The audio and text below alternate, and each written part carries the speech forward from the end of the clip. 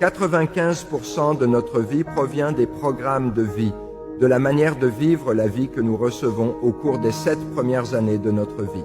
C'est pourquoi les pauvres restent pauvres et les riches restent riches. Le film Matrix n'est pas de la science-fiction, c'est un documentaire. Chaque être humain, et c'est un fait, est soumis à l'hypnose pendant les 7 premières années de sa vie. Le cerveau d'un enfant de moins de 7 ans a une fréquence vibratoire inférieure.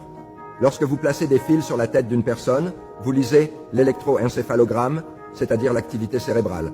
Un enfant de moins de 7 ans a une vibration inférieure à celle de la conscience. On l'appelle θ. θ, c'est l'imagination. C'est ainsi que les enfants jouent à prendre le thé avec des tartes à la boue. Mais pour eux, c'est une chose réelle. Un enfant monte sur un balai, c'est un cheval. C'est le θ, l'imagination.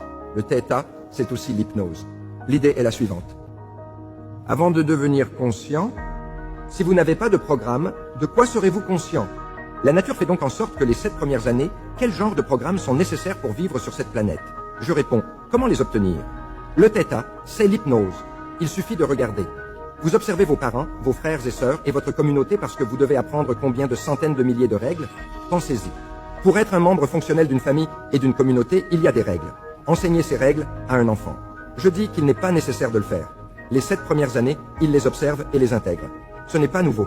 Il y a un livre célèbre, Rich Dad, Poor Dad.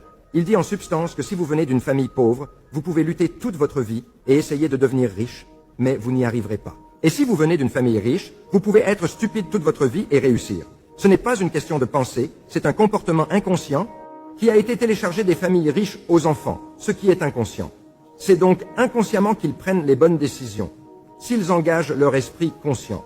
Ils ont l'air stupides, mais c'est inconscient. C'est la même chose pour les pauvres. Les pauvres ont des croyances familiales. Oh, vous ne pouvez pas y arriver. La vie est une lutte. Les choses sont difficiles.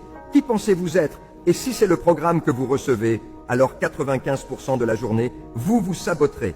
Et c'est pourquoi les pauvres restent pauvres et les riches restent riches à cause de la programmation. 95% de notre vie, c'est un fait, provient de ces programmes dans le subconscient. Chaque jour, vous n'utilisez qu'environ 5% de votre vie consciente, c'est-à-dire créative. 5%. Votre vie est donc en train d'être vécue, même si vous pensez que vous vivez votre vie. Exactement. Et vous ne le voyez pas, parce que c'est ce qu'on appelle le subconscient, en dessous du conscient.